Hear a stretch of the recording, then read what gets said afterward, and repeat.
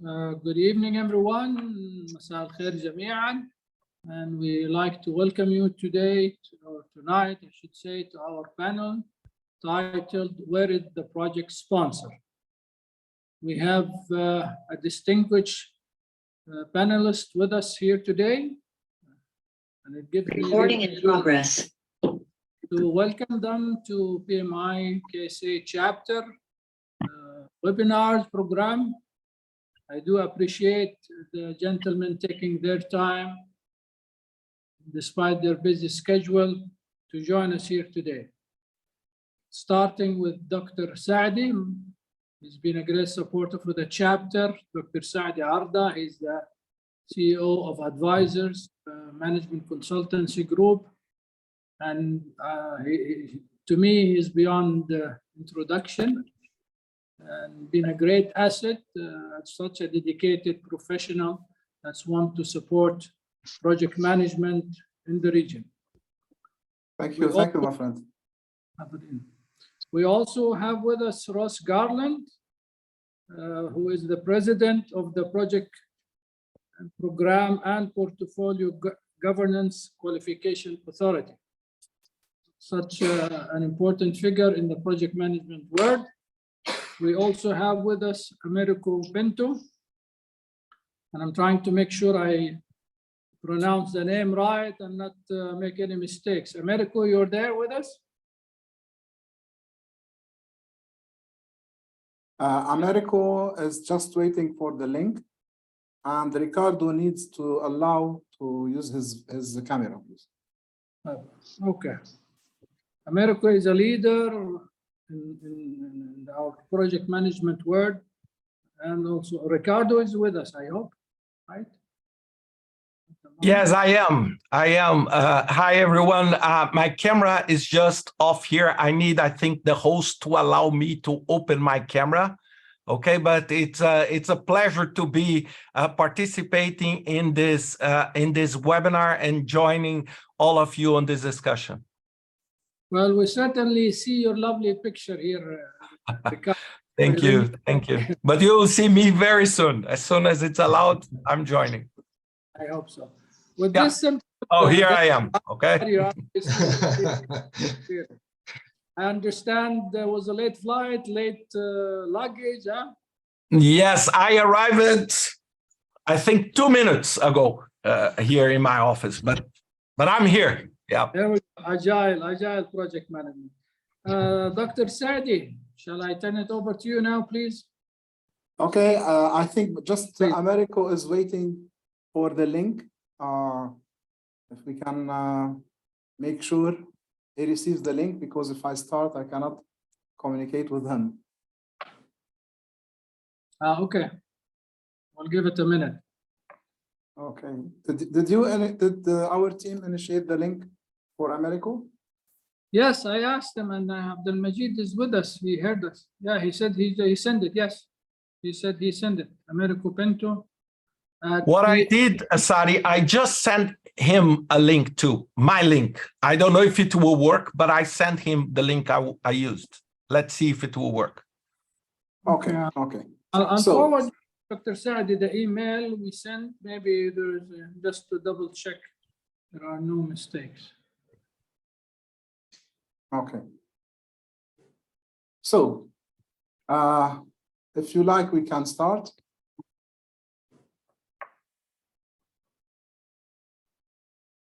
Again, I'm very happy to be here today with several of the thought leaders of our domain. I'm very sorry that Engineer Badr Borshed has something extremely urgent. He will not be able to join us tonight. Antonio will be able to join us, but he will be a little bit delayed, around half an hour. And I would like to welcome again Ricardo, Tawan Abu Abdulrahman, and our guest also tonight, last minute, Ross Garland. He's the president of P3G Qualification Authority, and was invited because of the relevance of his experience. I'd also like to welcome Americo, who's just joining in. I hope they give him the access to the camera as well. Now, our topic today is about the project sponsor, about sponsorship, which is very important. And just to have a quick kickoff, what I'm going to do is make a less than 5-minute, very quick story. And this story is about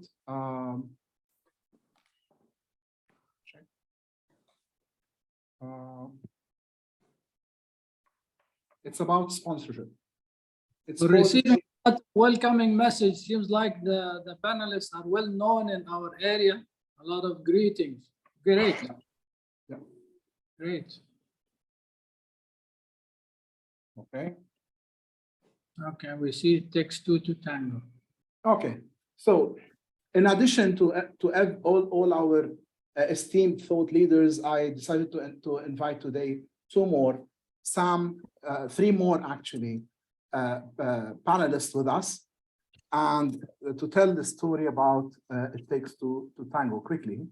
And we have here with us Jad, he's the director, and Sam, who is the project manager, and Farid, who is the senior project manager, if you like. And the story starts by Jad assigning Sam as a project manager.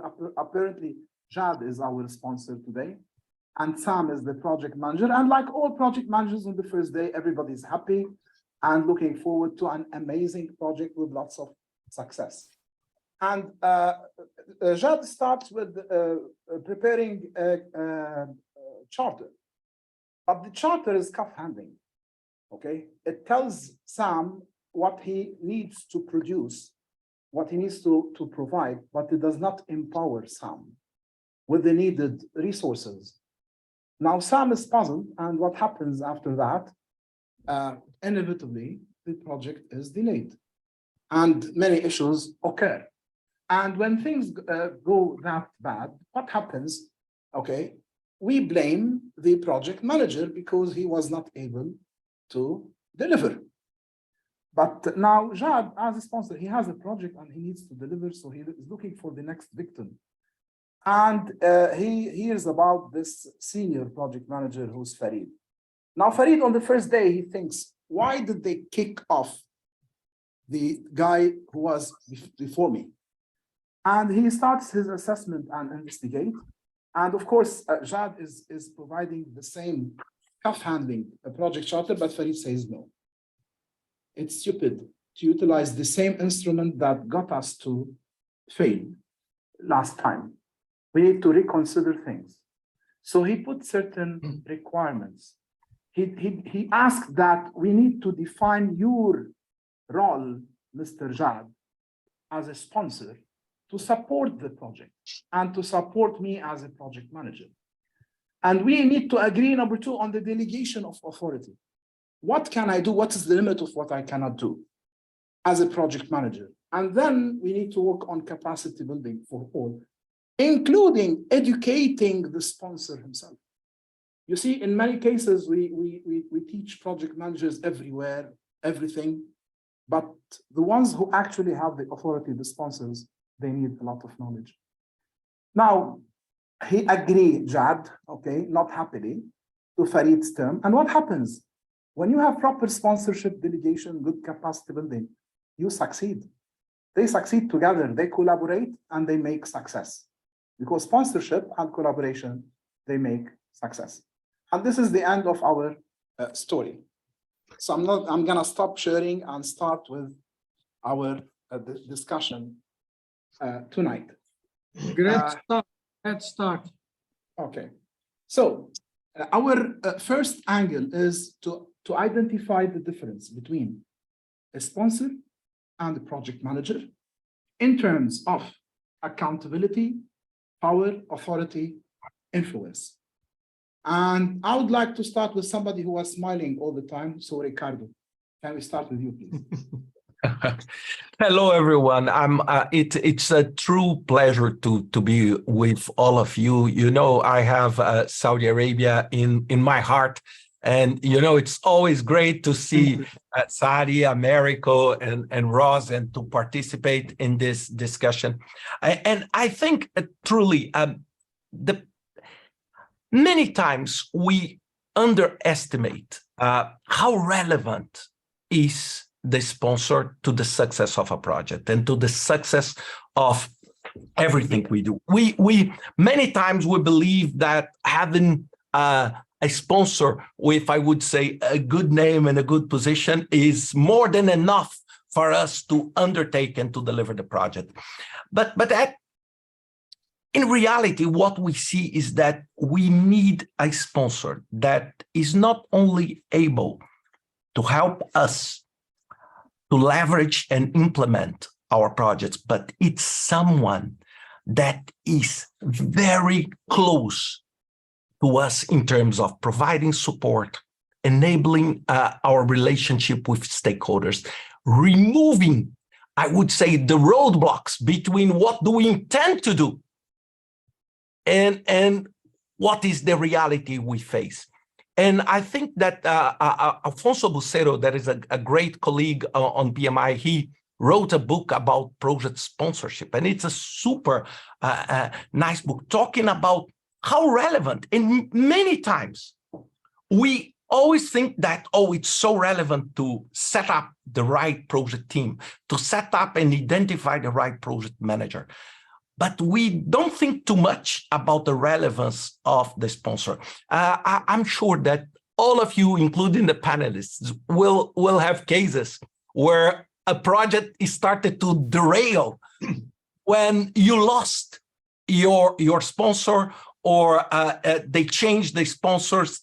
And this is a critical success factor, to have the right type of sponsorship. So for those who are attending this, it's critically important that when you are sponsoring a project, it's not just a paper or a signing authority or participating in a monthly meeting to check the status and ask questions. No, it's to really at the senior level to help things to happen. So I'm super happy when Sadi invited us to discuss this topic, because many times we just don't give the right priority to thinking about when we are in the role of a sponsor and when we are in the role of a project manager, and we need to have the right sponsorship to the project. So I think these are my initial remarks, Sadi, and back to you. Thank you, Ricardo. So capitalizing on this, I'd like to ask our friend Muhammad Hamad. You've worked in Aramco for most of your life, then Jacobs, then right now you are focusing on PMI KSA. And in terms of sponsorship, okay, what about the sponsor? What can you tell us about things that a sponsor can do that are essential, but the project manager cannot? Okay, so let me just make a couple of comments. The number one is really identifying the right sponsor, because often enough we think that is the project management part of the company. Companies will have a project director, they'll have a VP of projects, or even a senior VP of project management and engineering. Well, this still is not the best sponsor for any project, because really they are only on the service providing side of the projects, of the organization. You need a more powerful sponsor that typically should be in the client operations side, and these are the more powerful people. Now, and I'll give you an example, something that happened, one of the projects we had back in the 90s, mid-90s, Sheba project. This is a 500,000 barrels gas oil separating plant. Technically, it's not very complicated, but it's in the middle of the desert, Sheba Desert, in Rub' al Khali. The sponsor for that project, and I was not at an executive level or even management level to get close to it, but we all knew the sponsor for that project was the CEO of the company at the time. He was behind it. And he basically, as Americo said, he removed all the roadblocks, because organizations are busy. We got our engineering contracts done just like that, not the usual waterfall process. And then the engineering was done on time, 6 months. So I don't want to take too much, but I'm saying really get a big gun. If you have a $10 billion, $20 billion job, get a big gun behind it to start removing these roadblocks. Otherwise, the poor project manager is not going to do a good job. And make sure you select the right guy from operations side. They have much more authority to do that because this is his own plan at the end of the day. Back to you. Excellent point. Now, my question would go to Americo. Americo, what if our friend Muhammad Hamad said, get the big gun? How many big guns do we have? Do we have big guns for all of our projects? Number one. Two, what if you are the poor project manager? You are Sam, okay? And you don't have a big gun as what happens in that case? Very good question. Well, first of all, hello, everybody. Thank you very much for inviting me to be with you today. Well, actually, when we talk about sponsorship, everyone today here, I'm sure that for us, it's very clear what a sponsor should be. But the point is, it's very common, even in big companies, that we find in the executive level, people that are really good in the business, but it doesn't mean that they are prepared to be sponsors. Actually, many of them don't know exactly what to be a sponsor really means. And it means that they don't say that because, you know, they are the executives, they are supposed to know about it. But the reality is that many people have no clear idea about how they should behave as a sponsor. So there is something very interesting from the point of view of a project manager that is recognizing that as a risk. It's a real risk. So actually, sometimes someone can be assigned to be your sponsor, a top level executive, for example, but it doesn't mean that it will work because sometimes this person just don't know exactly what is expected from him or her, and he will never tell you that clearly, right? So that's the most important point for me today, in my point of view, is how can we prepare our executives to become real sponsors, because many of them have no idea about what is expected in the real life, you know, in terms of actual measures and actions, you know. So we need to think about the maturity of our sponsors, not only about the maturity of our project managers and our organization, but I believe we should give a little more attention to this group of people because, of course, they are absolutely important to the success of our projects. So, Americo, let me quickly ask you, whose job is to educate the sponsor? That's a very good question. In my work today, I work for a community of PMOs. I believe that the PMO could do that in a very great way. Actually, in the last 2 years, for example, I've been working with a group of 15 PMO leaders in something quite interesting. This work is almost completed. Is the first maturity model for sponsors. It's something totally different. We are not talking about managing projects, but being a sponsor. And that's something interesting because we can connect the maturity of our sponsors with the complexity of our projects and create a model, a process for that. So if I have, for example, a project level 1, you know, top complexity, I should have a sponsor level 1. And if I don't have it, there is a big risk. And as a project manager, I should manage that. So that's something that I believe that we can, it can make us Mhm. think about these gaps, and the PMO can take care of this. I have no doubt about that. But of course, project managers can do this role too.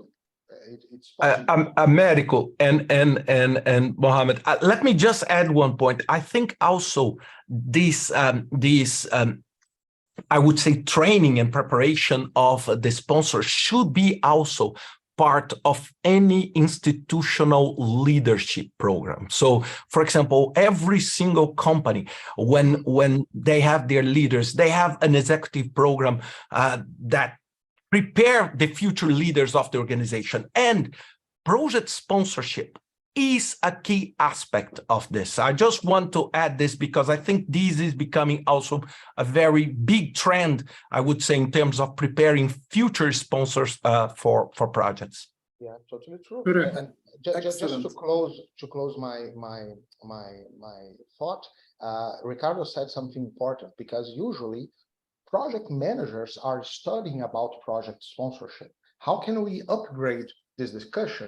It should be discussed in the top level of the organizations, because they are the sponsors. So that's the big challenge.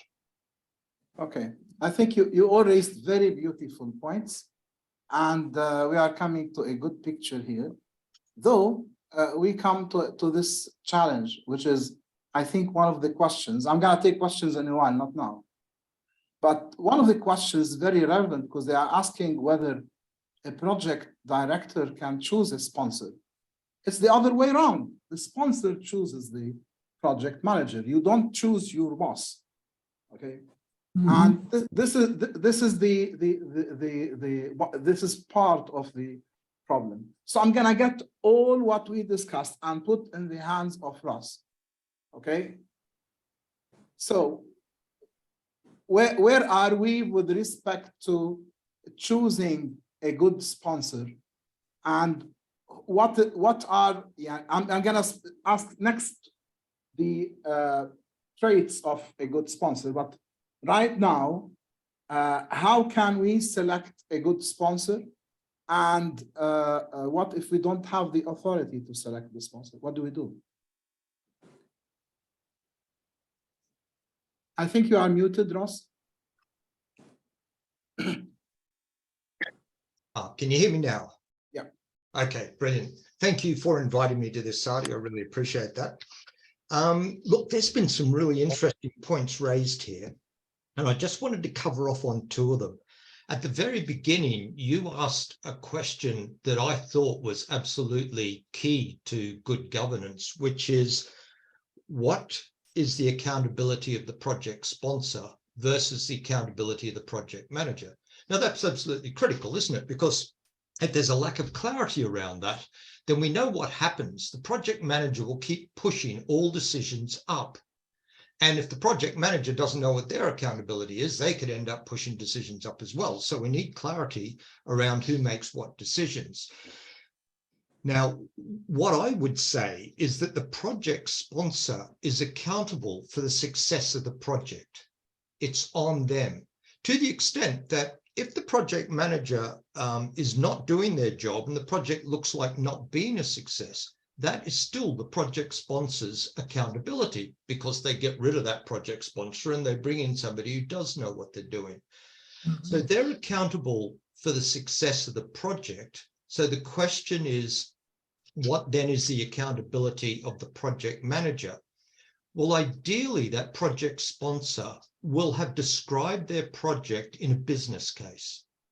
And so the project manager then delivers that project within the constraints that are laid down in that business case. So within the constraints of budget, of schedule, time, interdependencies, all the main parameters that help describe that project, the project manager operates within those. And if ever they need to change any of those parameters, that's when they have to go to the project sponsor. So to me, sorry, the owner of the business case is the sponsor or the project manager in this case? The sponsor. If you think about it, and this comes directly on to the second question, which is how to choose the right project sponsor. And we've heard two sides of it, both of which are absolutely critical. The first is, and I think it was Mohammed made this point, that they should come not from the delivery side of the business, but from the business side of the business. They should be a core business person. In fact, Absolutely. sorry, Mohammed? I said absolutely, sorry. Sorry. Yeah. Yeah, they should come from the business side, because you want the business to be at the core of decision-making associated with the project, because after all, it's the business that is going to inherit the outcomes that that project delivers. But then, of course, you get the other side of the equation. What if the project sponsor doesn't have the capacity or the knowledge or the technical expertise to act in that role? So the question is, which is the most important factor? Do you choose the right person because of where they sit in the organization? Or do you choose the right person based upon their knowledge and experience and technical expertise and so forth? And in my opinion, it should be the former. It's where they sit in the business, because they'll be inheriting that project. So it's where they sit in the business that determines how you select them. Then the question is, how do you support them if they don't have the technical expertise, if they don't have experience as a project sponsor, and so forth? And that's a big question. It involves training. It involves supporting them perhaps with people on the project board who do have those sorts of experience. But yeah, so I'd head down that path personally. Now, the point you made was, Saadi, was it the how to select the project sponsor? Was that the point? Yes. Yeah, so in that respect, I think what you're looking for, if you think about it, when a project is delivered, it will deliver certain outcomes. Meanwhile, you've got a business person there who is going to inherit those outcomes, and they're accountable for delivering their own outcomes in the business. That's why they got the job, yeah?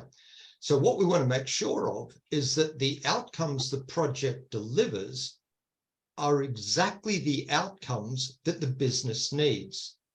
And the only way to make sure they're identical is if the owner of the business is also made the project sponsor, the owner of the project. And that way you can be assured that the decision-making is aligned, because it's the same person making the decisions. Now, that doesn't mean they're not supported on a board by delivery expertise and user expertise. Everyone's nodding their head. Yeah, all these important people who will support them. But to me, that is how you determine who should be that project sponsor. And it ends up meaning that the business is at the heart of decision-making. Okay, very good point. It actually reminds me. Exactly. If I can make a comment here, Sure, it's really sure. could be in the business side. If it's an IT project, so get a strong leader from the IT to drive. For one thing, beginning with the scope, because usually business people want to take forever to draw the scope of what they want. What is it they want to build?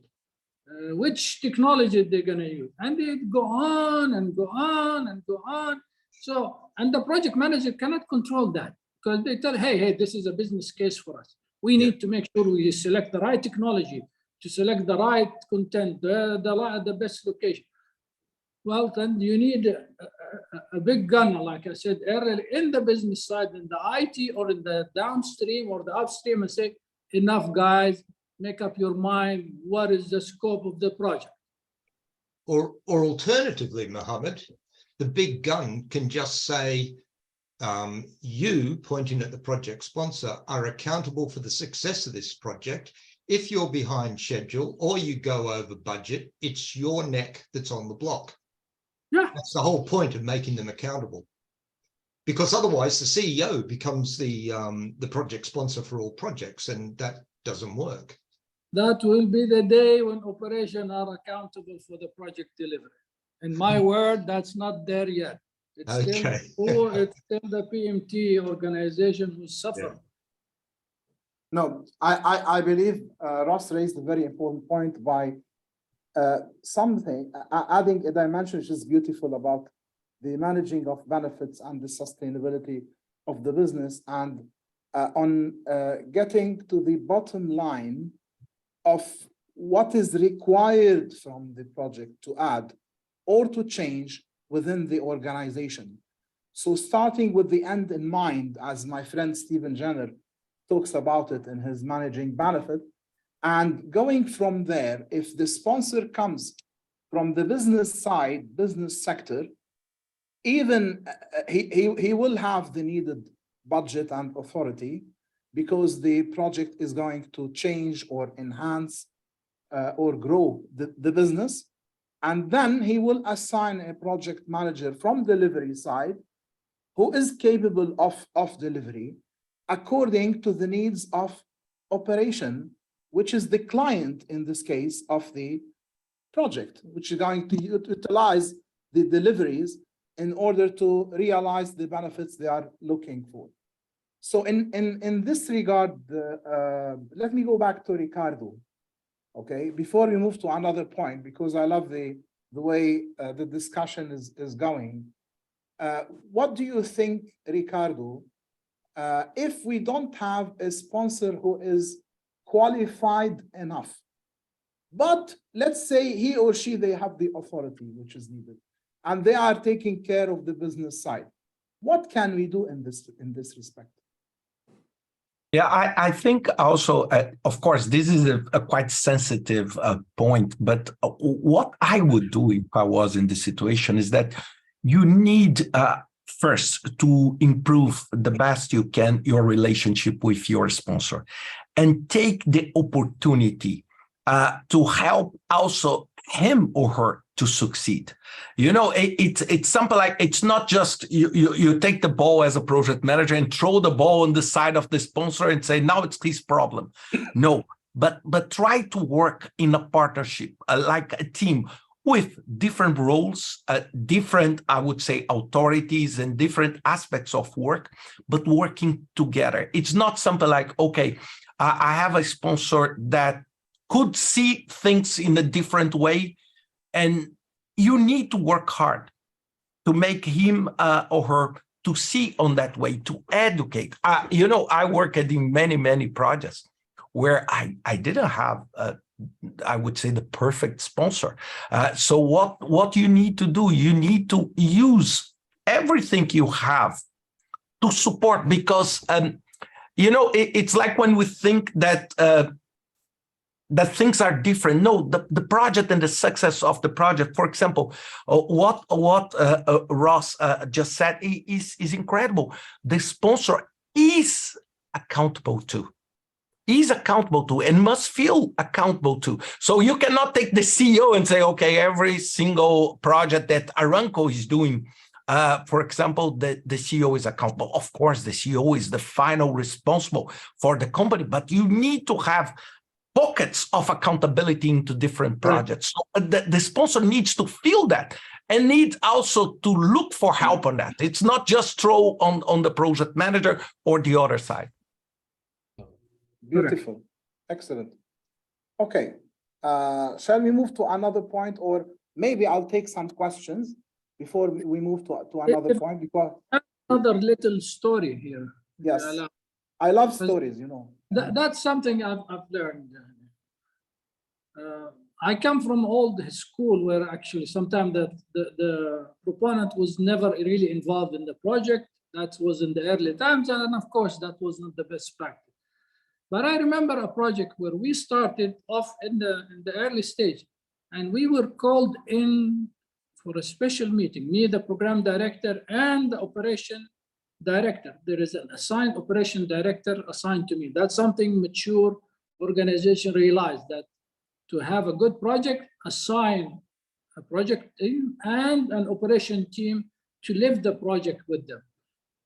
But before, it used to be the project team is 100% responsible for everything: the cost, the schedule, the quality, the safety. And the project sponsor, or the operation team is waiting for it to happen. He's there, he's living along with you, but he's not accountable as strong. But in that project, Aramco started to learn. And they called us into a special meeting, the senior VPs of project management and the senior VP of the operation side.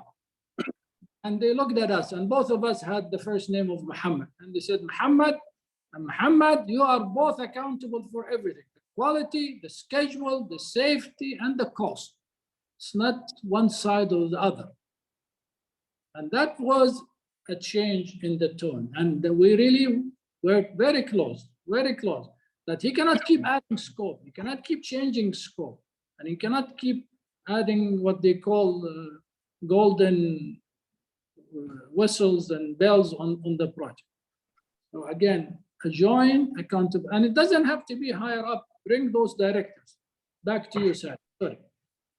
Wallahi, before I take the questions, you raised a very important point here, which is about change management, because simultaneously, while the project manager is building the new utility, facility, deliverable, whatever, the people at the business side should be preparing themselves to be capable and able to utilize the outputs and deliverables and use them. And in many cases, this requires that they change the way they are operating, which is not easy, because this is why they introduce a business change manager who usually takes care of making sure that once I give you this facility as an operation, you are capable of utilizing it, integrating it with your existing business day to day until it becomes business as usual, but at an elevated layer. So I think this is something we should also discuss next. But allow me to take some questions. I would like to tell our audience, I'm gonna read the questions from the Q&A. There is a special tab on Q&A other than the chat. So please post your questions there. So to start from the beginning, Khalid Al-Harbi is asking, how can we maintain continuity of the project sponsor, and what mitigation measures we should take to minimize the turnover impact if the sponsor changes? So let me ask this question to Americo. What do you propose, Americo? Well, that's a good question. Actually, it depends on the situation, but the point, it's all about risk management. So in my case, my past experience, I had some situations like that, and there was something that always happened in a specific company. And this way, it was not exactly a surprise, because many times it happened. So in the middle of a big project, a 1 year, 2 year project, there was a change of sponsor, because the executives, they leave the company all the time. So this is something that we could only ignore and just wait for when it happens. But in fact, we try to anticipate this problem and always have a kind of second sponsor, a little informal sponsor, but someone that was also aware about everything that was happening. So this second person was not responsible for taking decision like the sponsor, but anyway, it was someone that was also involved in the project. So in case of any emergency, possibly this person will become the new sponsor. So for me, there are many solutions, but the most important point is if there is something that indicate that this kind of thing can happen, we should do something about it, not just waiting for that, right? But if it's a big surprise, so plan B, it depends on the company, and we have to find a way. But of course, it's something really critical, no doubt. The bottom line is that we cannot operate without a sponsor. We cannot manage a project without a sponsor. Absolutely, will not happen, because decision-making in terms of authority, accountability, access to resources, removing blocks, all these things at the organizational level, it's the sponsor task rather than the project manager task. The project manager would ask for a change because there is a reason for that change. But who approves eventually? The sponsor, according to, let me go back to what Ross said, to the business case. Whether or not the business case requires this change or not, for example. You wanted to say something, Muhammad? Yes. So this is a very good question. What if the project sponsor change? And it happens. A VP who was a sponsor, a senior VP, moves on. He gets sent to a different part of the organization. And the new guy may not believe in it, actually, and I'll be frank, they say, oh, it's not my project. If it was to me, I would not have invested in that project. This is the previous senior VP or VP selection. And he may not, he may even take a negative approach. Then the project is part of the business, have to go higher, okay? I will go higher and make sure, let's make sure we have the same support and belief, because there are realities. And some people say really a downstream chemical plant of this and this is the best investment for us. And the next guy may not believe in that. And he's not going to be as supportive. So let's find solution. That's my comment. You go back to the strategy, basically, because if the strategy mandated we need this type of project or investment, you are going to find a supporter upstairs who wants this to continue to realize the strategy, not change everything each time we change a leader. Now I have another question. Somebody is asking the chapter to do a survey with some of the larger companies to engage sponsors. Ask if they engage project sponsors on small or mid-level project. And in this case, what's the responsibility of the sponsor? I'd like to ask this to Ricardo, because you used to be in the UNOPS, and back then you used to manage maybe hundreds of relatively small projects in diverse locations. So what happens then? Do you, with respect, if you have small and mid-level project, what about the sponsor in this case? Okay, thank you, Saad. Just before I go to this, I want just to add one quick note on America's answer. I think Ahmed here on the comments, he said the same, is that sometimes when the risk of some sponsor leaving is too high, for example, you're doing, for example, a digital transformation or a massive project, you use a structure like a sponsoring committee. You know, instead of having just one person doing that, you have a group, and these, I would say, minimize the risk of someone leaving. Okay, so I just want to highlight on that. Now, going back to your my experience at the United Nations Office for Project Services is that we had some large projects, but the vast majority were middle-sized levels spread out towards pretty much the entire planet. So what we did, we created a dual role of sponsorship. We had a project sponsorship that would, I would say, coach, help the decision-making of more than 500 project managers that we had at that time, and the local sponsor that takes care of different projects on that unity. So, for example, I was a sponsor directly on some very critical, risky projects, but most of the time I had a team in my structure of, I would say, senior people that would support that. These, I would say, would be sponsor of something like 20, 25 different projects, you know, because they require far less intervention. And one point, we used a technique that is very used in Prince2, that's called management by exception. So we reduce everything to managing exception. It means you don't report, you don't call for a meeting with your sponsor just to say everything is fine. If you don't call, means everything is fine. If you're calling, it's because you need something. And then we use this exception base to manage these large size. And of course, we fine-tuned our presence because, for example, if a crisis in a region increases dramatically due to a natural disaster, then we mobilize, you know, people to sponsor the projects there. At the end, I was the final sponsor of pretty much most of the projects, but I was not directly. So there was, I would say, a chain of scaling in terms of the exception we were facing in a project.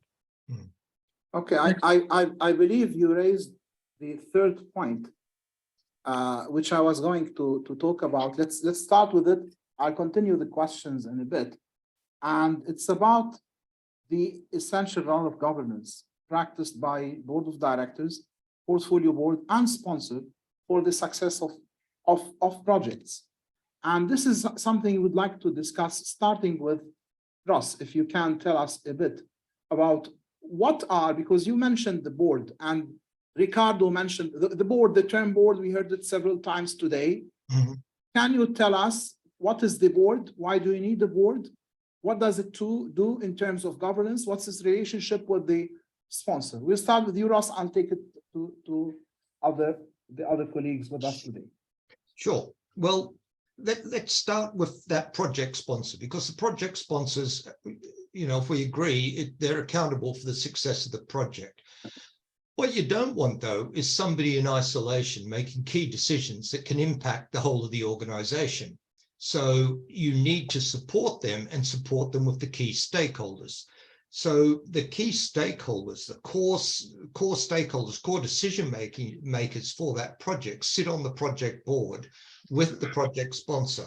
And your aim is to keep that board as tight as possible.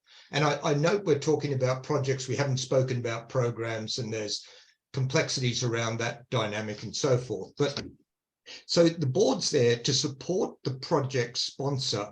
I've seen some organizations say, well, therefore, I'll draw the board off to the side and the project sponsor is the main decision maker. I think that's letting them off the hook. You want the people sitting on the project board to be engaged in that decision making and to be part of that decision making. And the role of the project sponsor is to make sure they agree with every decision that's coming out of the board. And if there's no agreement, they have to indicate what is the way forward. Does that make sense? So you have a board, and the board is led by the sponsor. Yes. But ultimately, the sponsor is the one accountable. So if they come to a certain agreement, then the vote or the opinion of the sponsor is the one that makes it. That's right. And I'm not sure. Because he is accountable, or she. Yes, because they're accountable. They can't be accountable if they don't get to make the final decisions. And I think Prince 2 stated it very well. I'm not sure if it's still in the document, but it used to have a statement that said the project board is not a democracy controlled by votes. Yeah, which is saying the project sponsors the main person. They make the end decision. But, you've got to bear in mind that any project board where there's constant disagreement over the right way to go is a project that's got a problem. Yeah. So basically 99% of the time you expect most of the people on the board to be in agreement on the way forward. But the final decision has to rest with the project sponsor. Just to pick up on something that Ricardo mentioned that I thought was really good on that previous question about low risk and medium-sized projects and so forth, and do they need a project sponsor?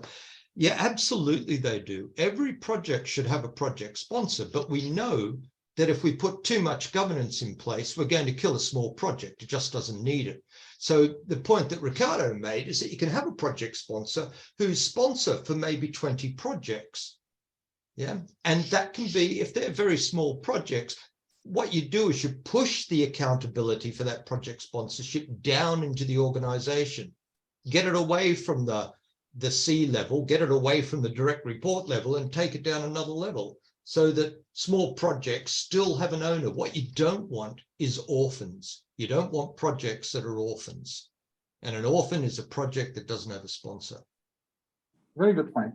So Americo, now with respect to these boards that support the project sponsor, what can PMOs provide in terms of service or support to both sponsorship and boards that sponsor projects?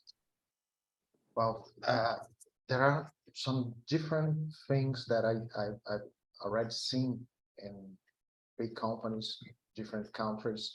For example, I've seen some boards like that, and PMOs are responsible for defining when a board is necessary or not. So depending on the complexity of the project, it can be managed in a different way.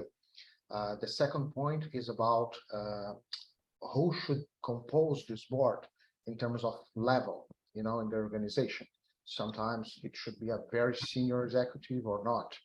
And finally, the PMO will naturally provide information for the decision-making process. So that's what we see very frequently in many different companies. So that there is a big integration between the PMO supporting this board in terms of making decisions, but usually, and some of our colleagues mentioned that there is someone that is responsible, that is the chair of this board, and this person usually is the sponsor. That's what I see more frequently in different companies, in different industries. Very good. So, Muhammad, what do you think about the project board? In your large projects, the project board was made for one project or for multiple, especially the large ones, giga projects? Well, we didn't have a project board all the time. We had in my last project, Saturn, the Aramco Total refinery, we had a project committee that represented the board, and it was from both sides, Total, French side, and the Saudi Aramco side. And that project committee was very, very effective. They were the right people, and they pushed us, but they also supported us. When we needed a decision, they were there. At the end of the job, we were meeting almost monthly with them. And we tell them what are the issues. Give us a decision on this. We push for decision. They challenge us. No, we don't want to do that. But since we're all operation, PMT, and the quality and the auditors, everybody there. It's a project committee. Let's not call it a board. Let's call it a board is a board, but let's call it a project committee that is representatives of the different important parts of the company that are there to make a decision. So yes, that was very effective in SATA project. It took away some of our decision-making capabilities. I agree. However, because they were there available for us, they did not hesitate to come when we need them to make a decision.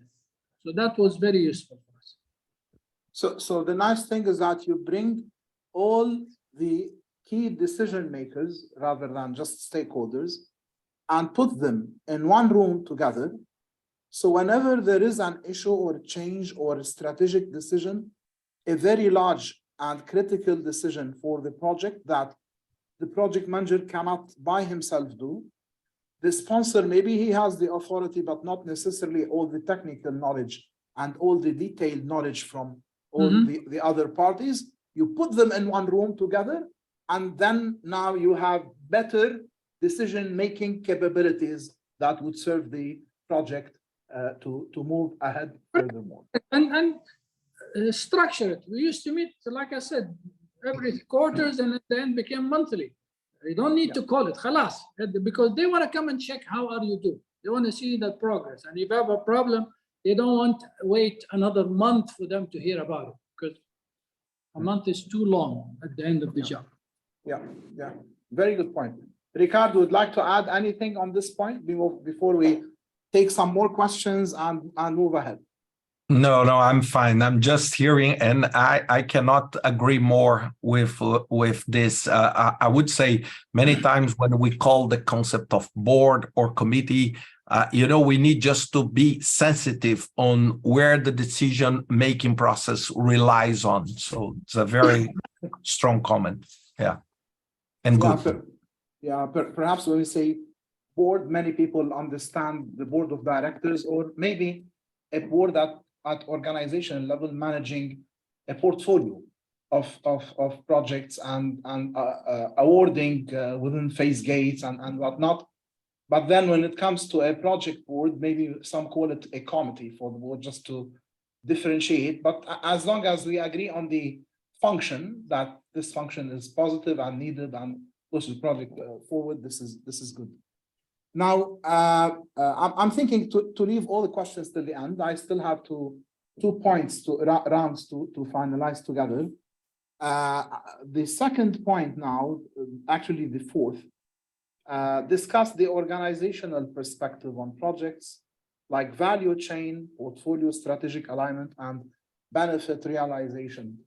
Now, all these things, when we talk about portfolio, when we talk about benefit realization, when we talk about strategic alignment, the perspective is the organization rather than the project. The project is a component, and the program is a component there. But we are talking from the perspective of the organization. So, and the sponsor, as we agreed, is coming from the operation side of the organization. So he's part of the permanent structure. Whereas projects and programs are temporary structure. Once they finish their task, they dissolve. So the topic of, and I found here a question from our friend, Ms. Hiba Shihi. She is the PMO director of Dubai Municipality, award winner, PMO Global Alliance, and PMI as well. She was asking the level of involvement of the project sponsor with regard to measuring benefit achieved by project, which is exactly the same concept we're talking about. What is the involvement of the sponsor when it comes to strategic alignment, to benefit realization, and portfolio management in general? And who likes to start? Ricardo, let's start with you. This is, I think it's a super relevant point, because I think that every single project, of course, must be connected to the benefit and to the strategy. And I think that, for example, one of the key roles of the sponsor is to make sure that people doing the job, they don't lose focus on what is the big picture. You know, because sometimes, you know, most of the time when you dig into the project daily work, you know, procurement and trying to manage, there is a risk that at some point you say, am I still delivering benefits?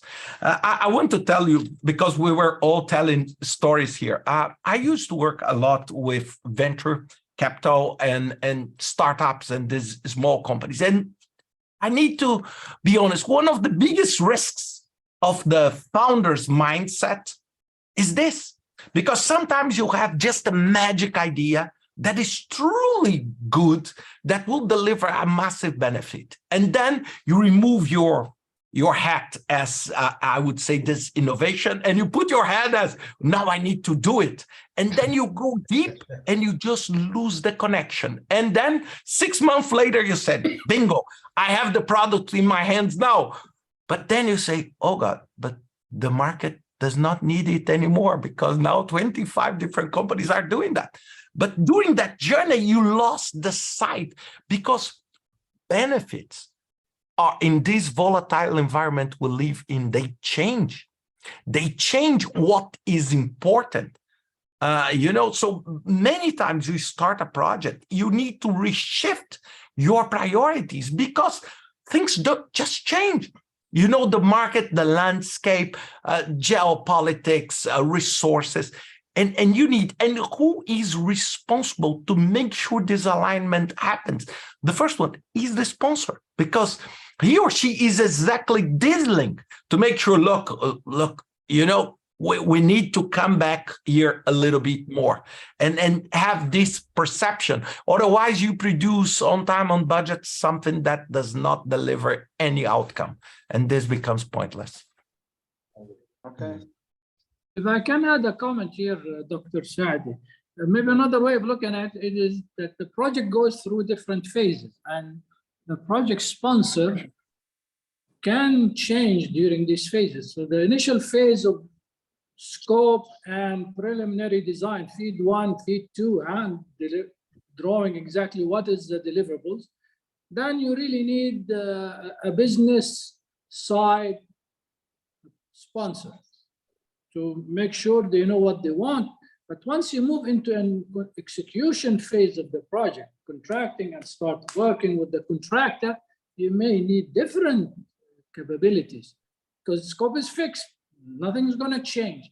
But perhaps you need to work more with maybe some local authorities. Okay, so I need somebody from the government relation to help me fix some of the problems I need with the local authority who's not giving me the right of way or the permit. Okay, or I need somebody go and convince the contracting department that I need to make this change in the contract. See, maybe that's another way of looking at it. I don't know what you guys think. I see Rick is agreeing with me. I would like Ross to provide his input on this specifically, please. What Muhammad just said about changing or shifting the sponsor. What do you think about it? And of course, the original inquiry about the participation or role of the sponsor in strategic alignment and benefit and portfolio. Okay, so the project sponsor, the reason that they're doing the project in the first place is to get certain benefits. They need those benefits to be able to continue to do a good job in their day-to-day role. Yeah, that's why they need a project. So they're accountable for the benefits. Now, it's all very well and good a project having benefits, but those benefits have to link back to the strategy of the organization. Now, without going into the detail, you go from vision to strategy, and then the strategy should have strategic objectives which provide more granularity. But even then, what you would need to do, so a strategic objective might be increase revenue by 10% in the next 2 years. Well, that's all very well and good, but if you've got 20 products, which products are we talking about? So you have to break the strategic objectives down into measures of contribution, strategic contribution, that projects can then link their benefits to. So that's how you get that linkage all the way from projects and their benefits. If you like, it's top down, vision, strategy, strategic objectives, down to measures of strategic contribution. And that's at a low enough level for the project then to come up and say, these are the benefits we're delivering, and they link to these measures of strategic contribution. So that's the first bit. Remind me what the second bit was, Sadi, I've forgotten. Okay, yeah, Muhammad was... oh, yes, yes, yeah. I remember that changing. I tend to think that you're better off having the same project sponsor throughout the life of the project, because even when you go into implementation and the scope is fixed, there can always be situations, like for instance, the classic situation would be if the project starts to go over budget. So a decision is made that we have to cut scope because there's no more budget. We have to cut scope. So the question is, what scope do we cut? Now, if the project is in the hands of the delivery people at this stage, their performance is measured on time and cost. So what they'll do is they'll cut scope that meets their performance objectives. But meanwhile, the business owner, they're interested in benefits. And if the delivery agent is cutting the scope, it might severely impact the benefits that that project will deliver. So no longer does it link to the strategy of the organization, or not to the extent that was originally considered. So I think it's always better. I hear what Muhammad's saying, and it's a good point, but I think it's always better to support the board with the right people, but keep that sponsor as constant as you can throughout the life of the project. One of the leading indicators of project failure is significant turnover of project sponsors. Okay. So you don't want turnover. Well, okay, Ross, you're absolutely right. We don't want to be changing the end user executive sponsor, but I'm saying along the way, there are new phases or new problems or new issues that need a different, the senior VP of upstream, he cannot fix a contracting issue because that's contracting department is not under him altogether. Yeah. Or he cannot Yeah. work with the local authority. That's not up to him. So that's the kind of thing I'm referring to. And No, but I agree entirely with that, Mohammed. Keep the end executive sponsor. Yes, he's going to always be there, but perhaps you need more level or C-level sponsor along the way. I agree entirely with that. Thank you. Okay, and to wrap this point up with Americo, Yeah. with I'd like respect to, yeah, make a quick comment about this discussion. Actually, you know, Ricardo, Ross, Mohammed, all of you are saying very important points. Based on what we have been observing in different PMOs, talking about, you know, real life in different types of companies. Actually, there is a gap in terms of understanding about the role of the sponsor. It's a fact that most of the sponsors, they understand their role only in a tactical point of view. So they are really concerned about the deliverables, you know, the project should be completed. So the commitment with business results, it's not something really clear in many companies. And why? Because there is a gap in terms of portfolio management, benefit realization management. It's something that everyone wanted, but just little companies really do something like that, something that we could call benefit management.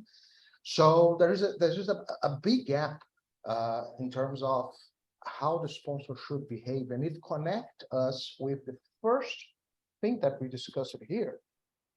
Do our sponsors really know what they should do, what is expected from them? From the tactical point of view, I think possibly, but from the strategic point of view, it's something that it's not really clear, especially in those companies that are not world-class companies, you know, big companies. So that's a real challenge in terms of educating these people, these executives, and expand their point of view about how they should behave, what is expected from them. I think that's a really good point, Americo. I think too many sponsors are focused on delivery performance, time, cost, and quality, and not outcome performance, benefits and outcomes. Absolutely. Yeah. Let me. That's the gap. Yeah, I want just to step in because this was a fantastic point, Ross. Some people think that is a normal career progression. You know, you start as a team member, then a project manager, then you become project sponsor. No, it's not. It's not that you are an ultra with a high expertise in managing, delivering time and cost. Although if this is the case, then you will manage a very large, complex project. But to be a sponsor is different. And I want to wait in the discussion between Mohammed and you, Ross, on the one sponsor, several sponsors. I work a lot with large projects, large complex projects. What happens in this case, as I said, it's a governing board. You know, that is the G of ESG, right? It's a governing board where there is a final major executive sponsor of that initiative that will keep track on everything from the beginning to the end, as you just mentioned.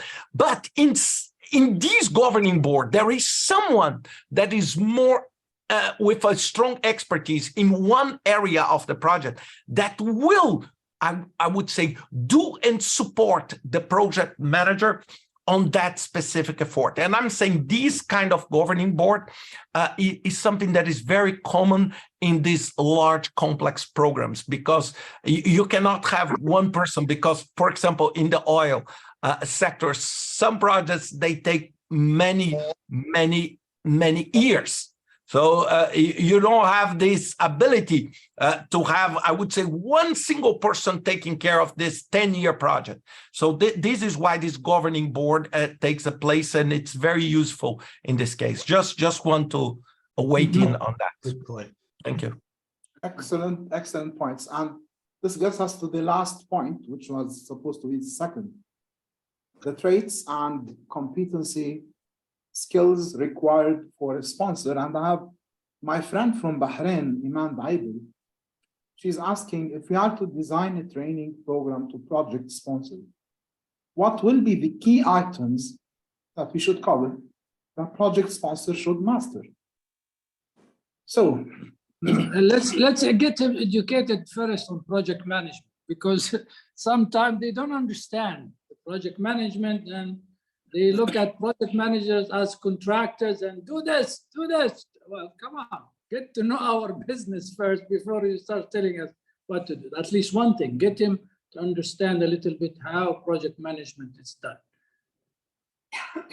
I think this is important because how do you support a project manager if you don't know what a project manager is and what their requirements are? Maybe not to the extent of becoming a project manager yourself, because this is not your job. And we don't want sponsors to micromanage. We want them to support from above, to facilitate, to provide the needed delegation and empowerment and budget and change and decision in due time. So what do we have, Ross, for the sponsor? What are the typical A sponsor, if you like, capabilities and competencies? Yeah, it's a good question. I think part of it very much comes back to what Americo was saying, which is that gap. And that gap, I think too many project sponsors focus on time, cost, and quality, which are all very important. We all agree they're important, but there's that whole question of benefits and what is the outcome you're trying to achieve and so forth. And that, I think, is the gap that Americo was referring to. So they need to understand that. And then I agree also that they need to understand what the role of the project manager is, but not just the project manager. They need to understand the project manager's role. They need to understand their own role. They need to understand the role of the other members of the project board and what they can expect from them. And then they need to know what is the limit of their decision-making. When do they have to escalate a query to a portfolio board or a program board? So that means they need to understand their position in the environment and the environment itself. And then, of course, you've got the leadership issues, and I'm sure Americo, Ricardo, Mohammed will be across those probably better than I am, I'm sure. Okay. So, Mohammed, what are the characteristics of a good sponsor? Well, his knowledge, of course, at executive level. Once you go into an executive level, he has the leadership capabilities and that the project sponsor role would require. I'm assuming that's what my experience. Yes. Yeah. The other issue is that he has to also, to me, is find, and that's a challenge we had. You have a very strong leader in the organization, business side, who is a sponsor, but at the same time, the poor guy has his own day-to-day work, not this is project. He's a VP of, I don't know, gas operation. Well, yes, there is a new gas plant being built and he's the sponsor, but at the same time, he has 10 other gas plants that are running with their day-to-day issues. Okay, so how can he go about it? I know I'm not answering the question directly, but this is an issue we have today, because this guy will answer daily to the daily fires he has in his running plants. And the new project gas plant is not going to be always the priority for him, especially if it is in a remote location. So Americo, what do you do in this case? If the sponsor, okay, he has leadership, he has authority, he comes from operation, but he does not have the needed commitment in terms of time, because they just added him as a sponsor. And now, instead of working 10 hours per day, he needs to work 14 or 16 hours per day without taking away any or delegating any other responsibilities. What do you do? Yeah. Sadi, in fact, it depends on who you are, right, in this situation. If you are the project manager, because it's a fact that sometimes there is nothing we can do, right? That's the person that was signed to be a sponsor. There is nothing that I can do. So actually, in my point of view, it's everything about risk management. Again, it's something that I know that will happen. So I have to recognize that and find different alternatives. Sometimes I've already had a situation in several projects years ago, possibly more than 5 or 6 big projects. The sponsor was one person, but the real sponsor was not a formal one, but was the person that really supported me, you know. And is it the ideal, the best practice? Absolutely not, but this is the real world, right?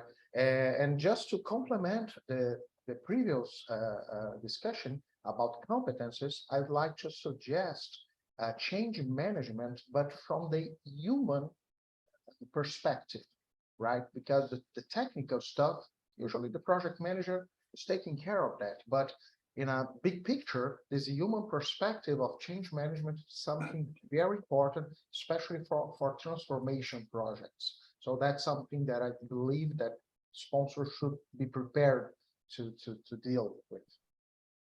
Okay, very good points. Transformation, very important, whether it is digital, cultural, organizational. We live in a world of change, and if we are going to sponsor this change, you know, need to know how to go around it and support it and make it happen. Now, Ricardo, what are you are going to hire a sponsor? Yeah, allow me, sorry to interject here. Again, on the capabilities or the quality of the sponsor.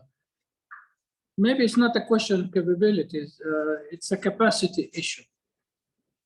And I want to again give an example. If we are building a new refinery outside the company boundaries, you have to deal with local authorities, the power company, the utilities company, maybe if you need the port authority to support. Well, the senior VP of gas or oil or IT, he, as much as he would love the job to be done, he cannot help there. You see? So because that's outside the boundaries of the company. His authorities do not work there. So you need to go and find another sponsor. I'm not saying change, but a complementing sponsor. Let's get somebody who knows how to handle the port authority, who is the right guy to talk to the local municipalities to give you the right of way when you're building a new pipeline that is cutting across some of the local areas. See? Because that's not, that's a different area of capabilities. So Ricardo. Yeah, look, I prepared some of the list here, and I agree with everybody. But for me, if I was, I would say, selecting a project sponsor, or if I was preparing a course to train project sponsors, I think complex problem solving. You know, someone that is able to understand exactly what Mohammed just said. You know, the complexity of, I would say, human behavior, political behavior, and know how to navigate these complex systems. And this is something, look, just to give you an idea, I was on the flight from France to here in Portugal, where I live today. I was watching, because I'm doing a course from MIT on system dynamics and complex systems, exactly trying to figure out what kind of model can you use to solve this complex thinking. And this, for me, is something that is very critical for sponsor thinking in large relevant projects. Another one is negotiation, ability to negotiate, ability to understand and move, I would say, from what is your desired output or outcome and the other side. So how to manage this. And this goes back to what America said. it's about this human behavior, you know, this politics, the problem solving, ability to communicate, ability to make this, even to make decisions, you know, because we talk about decisions, but, you know, I had a chance to see leaders with a lot of, I would say, delegated authority, but with a low ability to make decisions. And sometimes decisions are so critical and you need to make them in a timely way. And many times, as the Malcolm Gladwell book called Blink says, sometimes you don't have the full information to make a decision, but you must make a decision anyway. So these are, I would say, the top qualities of a project sponsor, someone that is able to make this kind of decision fast. That's Okay. a very interesting book, by the way, Blink. I've read it. Yeah, it's an excellent, excellent. By the way, before I move to the other questions, Muhammad, some people are asking about the PDUs, please. Okay, I did post it. We have the PDUs and I have posted it on the chat session. Okay, great. So, Thank you. please look at that chat session. I think, yeah, it's there. Maybe it's where did I cannot find it now, but I thought I did post it. Yeah, here it is. The code of PDUs, you'll find it there. Excellent, thank you. Look at the chat session. Now, a question from Hafiz. What if there is no project sponsor in the project? And he's talking applicable for both client and contractor organization. How to escalate this within the organization? What do you think, Ross? Well, there's no good option to having a project sponsor. If there's no project sponsor, you need a project sponsor. How to escalate this within the organization. It's interesting, isn't it? One of the loneliest things in the world is a project manager who needs to make a decision, knows it's not theirs to make, and looks up and all they see is blue sky.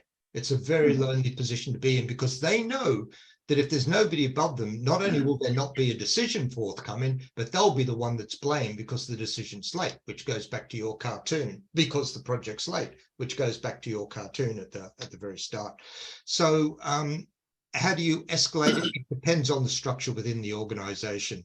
If I was a project manager and there was no project sponsor, this is one of the reasons project managers need to understand the role of project sponsors, because they then have to go to a senior person or a program board or a portfolio committee and say, look, there's a gap here. This is the implications of there not being a project sponsor. You need to get somebody in place very quickly. My reading of the situation is it probably should be this person, but of course that's your decision. So that's the direction I'd head down in that situation. Just one other question, one other comment on the point that Mohammed was making about capacity being an issue, because we all strike that, don't we? Quite often the role of project sponsor continuously falls to a certain number of people in the organization, and they can get swamped. Right. And it falls to them because of the position they hold in the organization. They're the natural person to be the project sponsor. One of the things, there's two things you can do. Firstly, is there an opportunity to push that accountability down lower into a direct report to the project sponsor in the business organization? But if that doesn't work, if you definitely have got the right person, the other thing you can do is appoint somebody called it'll be a title like project sponsor delegate. And what happens is this might be a direct report to the project sponsor.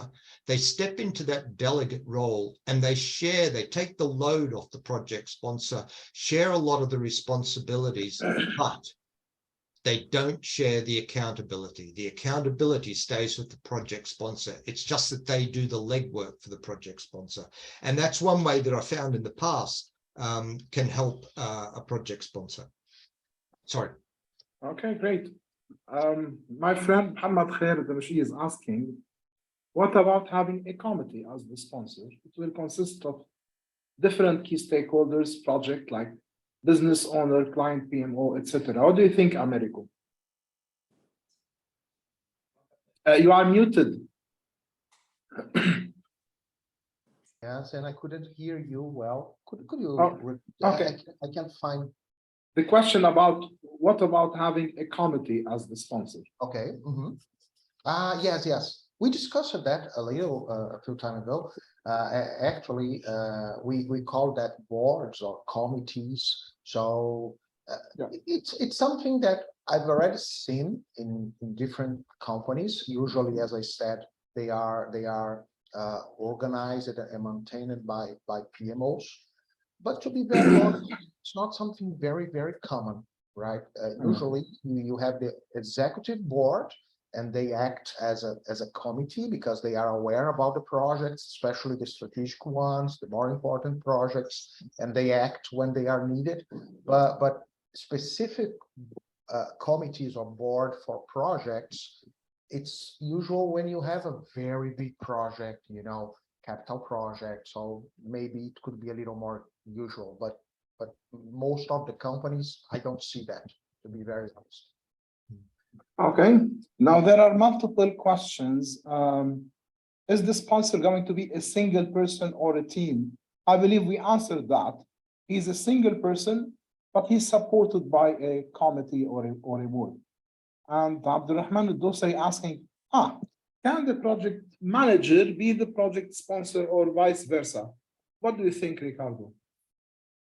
Yeah, I think it's not a good practice at all. Okay, if it's a small project, okay, maybe you are the sponsor, the owner, the client, the team, you are everything.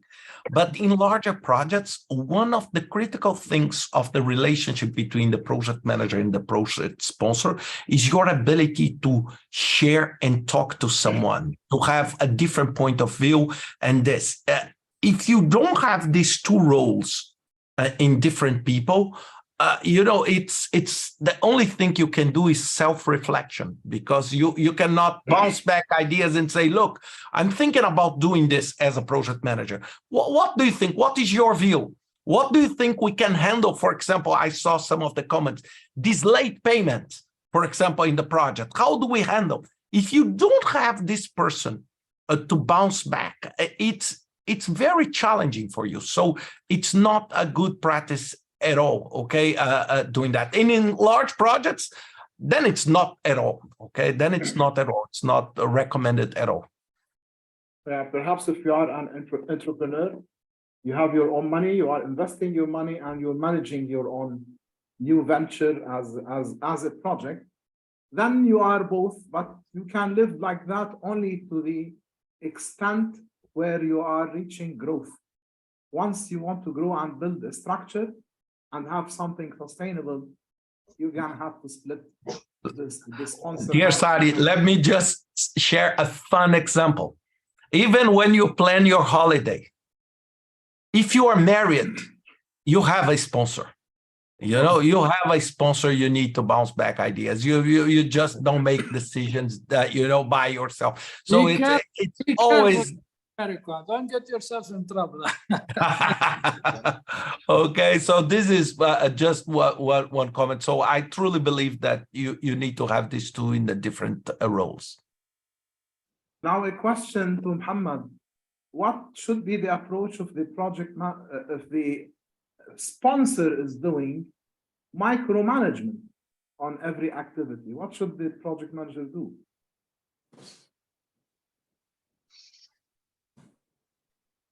I'm sorry, the question again, that's to me?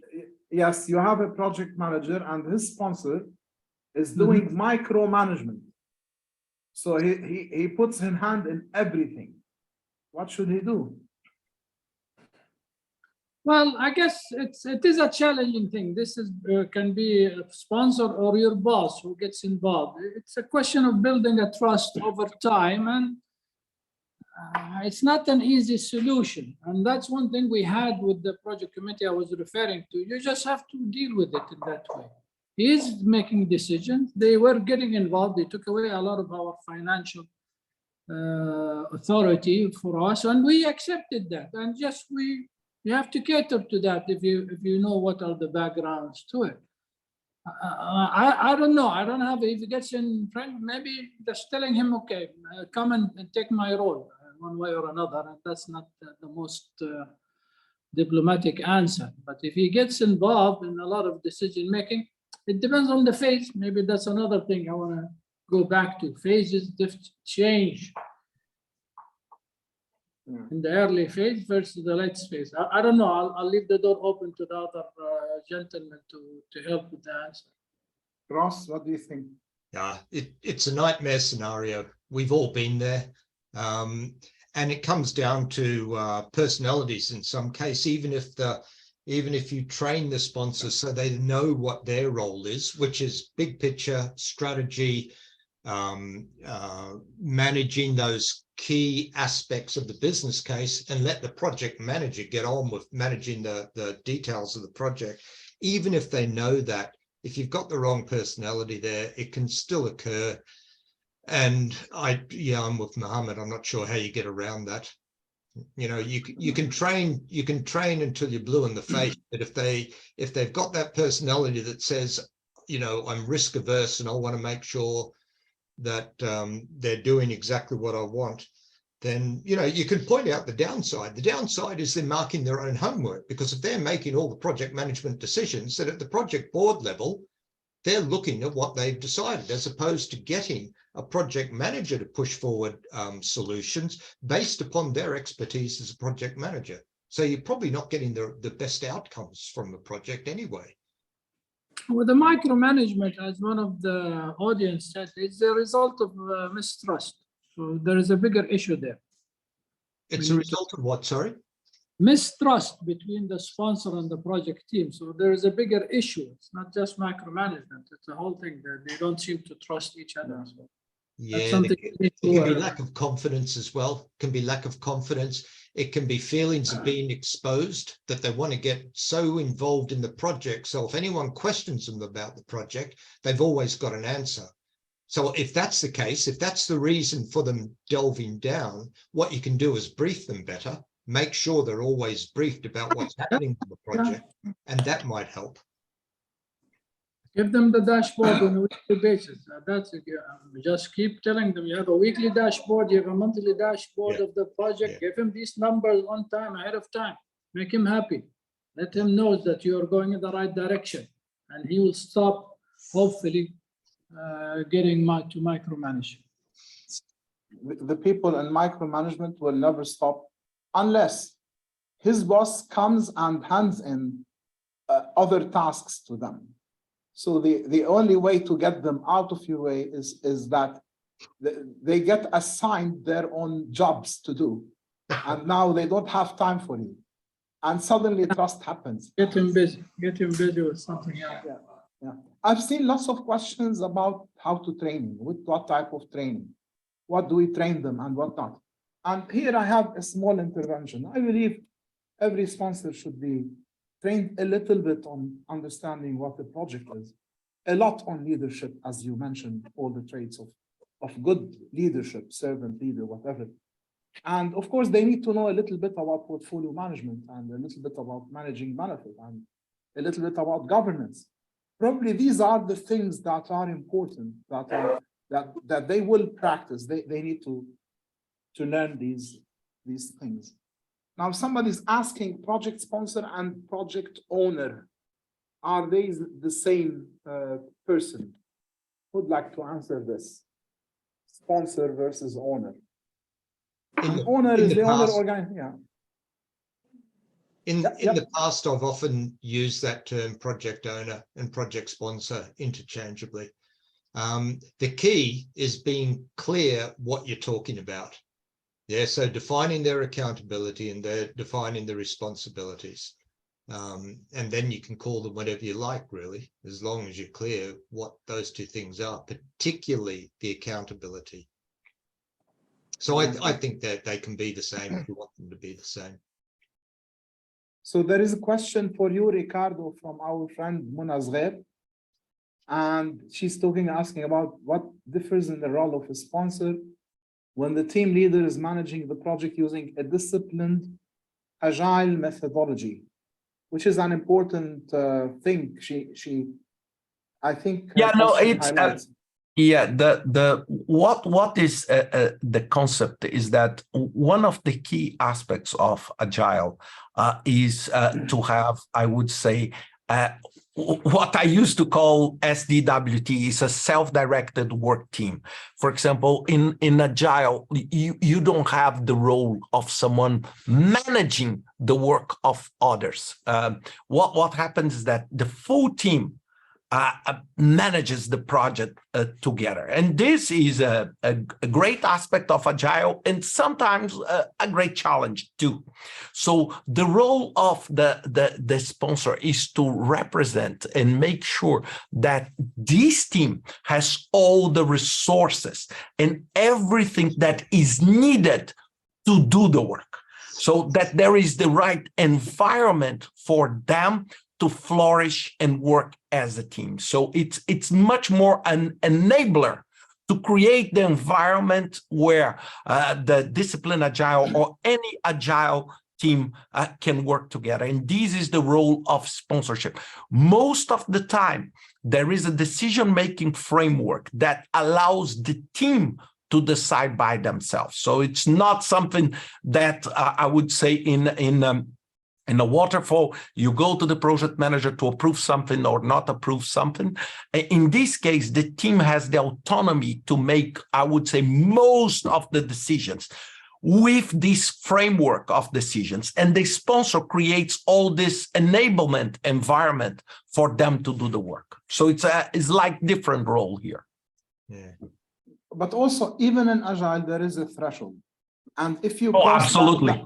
that threshold, then the sponsor will have to answer back. So there is an escalation policy. Now, from Wael, he's talking about companies that are incorporated mainly to execute a single massive mandate. What options are there to designate a sponsor other than the CEO or board of directors? Would you like to answer that, Americo? You are. Yeah, while I think Americo dropped, so let me start. So while he comes back, but I just want to say this is called okay, where I used to work, it's called a specific purpose company. And this is exactly when you create all the fiduciary framework of the company to be connected to the project. So usually in this kind of company that has a very specific purpose, for example, I do a lot of works in Brazil, and in Brazil, for example, when you are creating a hydroelectric power plant, that is a massive.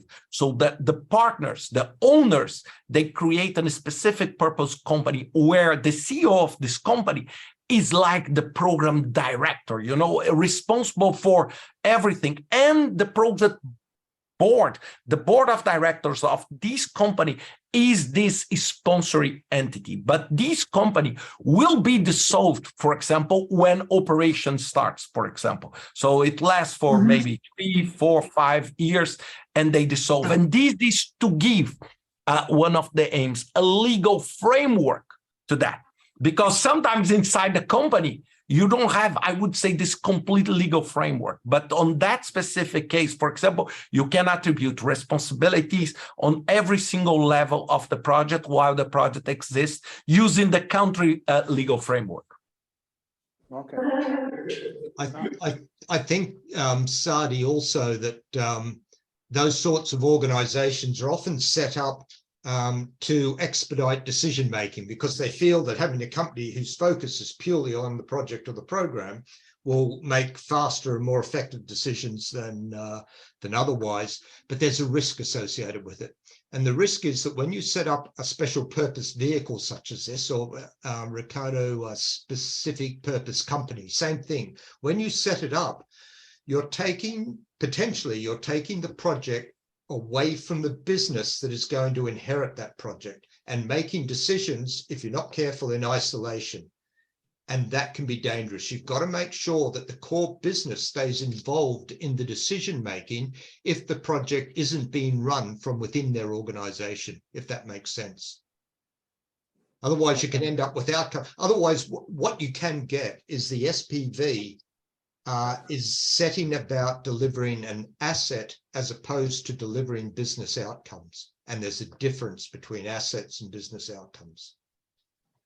Okay. Now, I believe we are about to end our session, but there are lots of questions coming in. I would like each one of you to select a question from the Q&A and answer it, and we'll apologize from the others. But I would like to start with our friend Ahmed Abdessalam from Tunis about the role a sponsor should play in terms of bridging the gap between strategy, design, and delivery.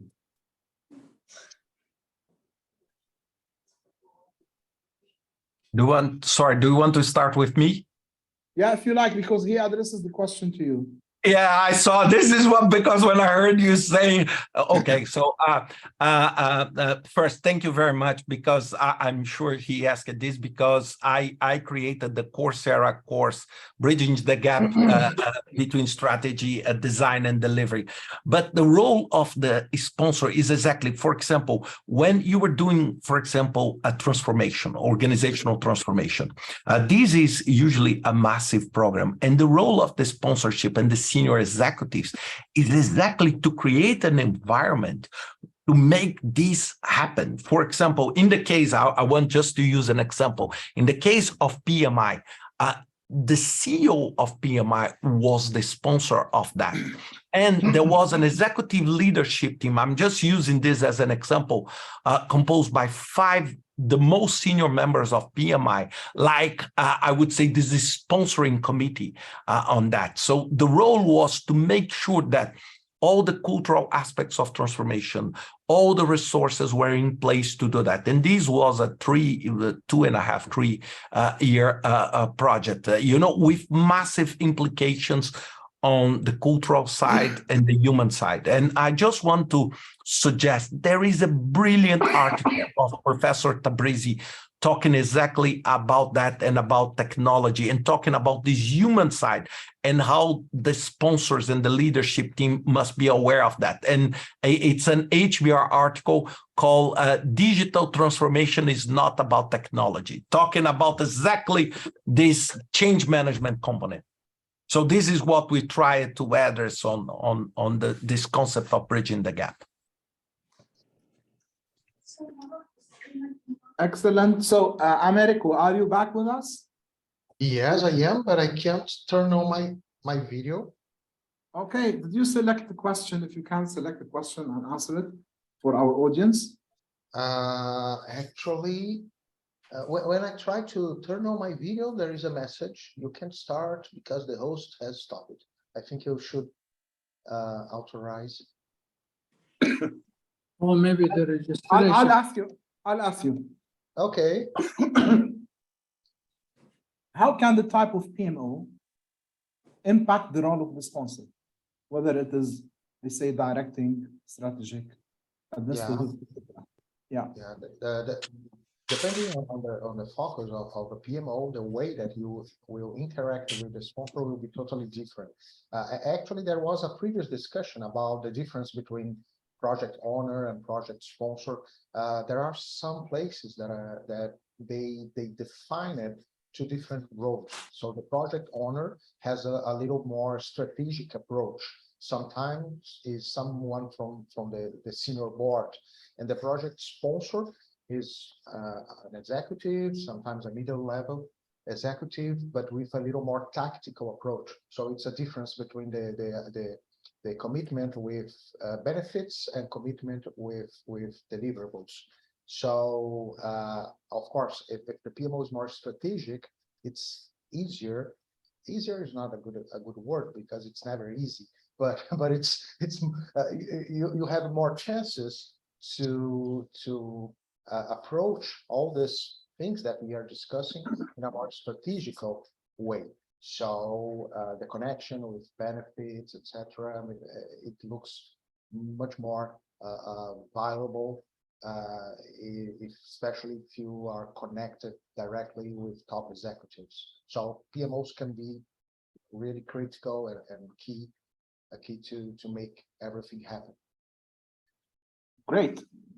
Now, Muhammad, what's your question? Or I can select one for you. Well, I've seen a couple of questions, so let me talk about it. So one was talking about if the sponsor is not buying into the vision and the mission of the project, and another one talks about payments and not getting paid on time.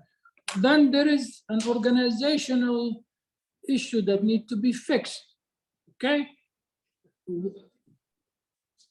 A project business case should be presented to the company board, right?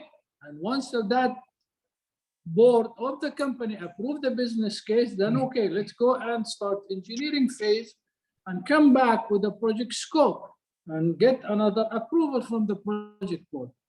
After that, the project sponsor cannot change the vision. He cannot change the business case. If he does that, then he really needs to go back to the board of the company and represent the case. That's his area, not the project. Okay, so that's something in there, and that's where PMOD and the capital project management system need to fix. Project sponsor and also the funding of the project. Once you start an engineering phase, the allocation of funds for that project, the engineering phase should be set. That's a process. That's a procedure by the company. And once you go into an execution phase where billions of dollars are going to be committed to contractors, you cannot, the project team should not be worrying about the funding, really. Because that's a company who said, okay, I'm allocating this amount because this is what I approved the business case for the project. It's going to cost me that much. And the money is assigned to the project. Of course, it's still with the company, but no question about payment and funding later on. Okay, excellent point. Ross, what's the question? I saw a question about having two sponsors. Oh, I didn't see that one. I can comment on that if you like. Yeah, Don't do it. don't do it. Don't do it. What's really important is having a single point of accountability for the success of your project. Single point of accountability. One of the reasons it's important is that it empowers that person, whoever is nominated as that single point of accountability, the project sponsor. It empowers them to make decisions. The organization expects them to make decisions. If you try and share accountability, which is what you're doing there, you can just end up in a complex he said, she said arrangement, and you don't want to go there. You've got to, it's very important to have that single point of accountability. But the question I was going to answer, if I can do it just really briefly, Sure. We touched on the agile methodology, the agile process, and the role of the sponsor. And I think one of the roles of the sponsor there is to make sure that the project board understands what agile is about, because agile requires a very light touch of governance. And the classic situation is if there's changes to requirements in a waterfall type project, that would probably go back to the project board. However, in an agile project, that's part of the responsibility and accountability given to the product owner leading that team. So you don't want the project board getting too involved in an agile methodology, but you still need that project sponsor role. Great. So it has been my pleasure working with all of you, my friends. And this is an excellent panel, a lot to take out with. And I just would like to finish by, if each one has any closing statement, and then hopefully we will meet again. Guess when, Abu Abdurrahman? Guess The what? Global Project Management Forum, inshallah. Okay, In 10 days, we do have the Bahrain Gulf Downstream We Association. will, inshallah. We will, but in June, we have the Global Project Management Forum. And that is something amazing. It was amazing last year, and it's going to be, inshallah, even a lot better this year, with the efforts being done by everybody. So, Last, because I do have a few comments from the chapter side. So I'll give the floor to the other gentleman. okay. So, Americo. So thank you very much. It was a great pleasure to participate. Take care of your sponsors, right? And I hope we can meet again very soon, and maybe in Riyadh in a few months. See you. Thank you. Thank you. Ricardo. Yeah, no, I just want to thank you all. But for me, it's not just because we're panelists that, we are not learning. So I just want to thank the other panelists, because I also had many insights as I took note here. So thank you very much. And I think this kind of event just improves our community. And I'm very glad to have the opportunity to participate. Thank you. Thank you. Andros? Yeah, I'll just repeat that. I really appreciate being involved in this. And as Ricardo says, you learn so much from other panelists. You learn from some of the questions too. You get a broader understanding of what you're up against. And I think this type of discussion around a role such as the project sponsors is hugely important, because the majority of executives are selected on the basis of them running a day-to-day operation. And the first thing that happens when they sit down behind the desk is somebody hands them a piece of paper and says, you're now project sponsor for the project, for the following projects. And that wasn't even part of the hiring process. So it needs, somebody mentioned it earlier on, it needs to be a much higher profile in organizations that senior executives invariably will end up being project sponsors for serious projects. Okay, great. Thank you very much. Hamad, can you take the lead, please? Sure, thank you. I'll start with a story. I mean, I like telling stories. And again, my most successful project was the Saturn. And even the sponsor needs a sponsor. Even the sponsor needs support.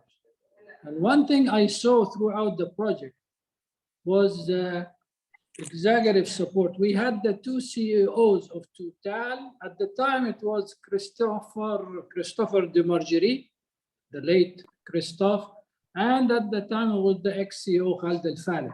When they visited the job, and they visited us repeatedly, they were really talking to each other as friends. Khaled, Christophe, and laughing, talking, joking with each other, joking with us. And that kind of relationship transcended throughout the project, organization. And everybody said, these guys are aligned. Everybody needs to be aligned too, okay? So we need to fix organizations as well as we start to say we need a good project sponsor. Well, the project sponsor also needs some help. Secondly, I would like really to thank my beautiful panelists who attended with us here today, Ross, Ricardo, and Americo. Lovely. I took a lot of notes from your beautiful insight. And lastly, Dr. Saadi, thank you for being a great moderator as usual. I look forward to seeing you in Bahrain in a couple of weeks. I want to thank our beautiful audience. Please, thank you for attending. We hope that you have benefited. And by the way, we are continuing. We have ongoing webinars every 2 weeks almost. So the next one, if you give me a minute, is going to be on the 12th of February. PMO governance by Bayhas Al-Suwaidi. And the next one and the next one. Monitor us, check what's going on. Every 2 weeks, we have webinars of different subjects, different qualities. And hopefully we can hear from you. Please give us your feedback on what topics you'd like us to address. And thank you for attending with us. Thank you, Dr. Saad. Thank you, everybody. Okay. Thank you. See Bye-bye. soon. Stay safe. Thank Bye-bye. you. Stay well and safe. Bye-bye. Assalam, everyone. Have a Bye-bye. good evening. Assalam. Awesome.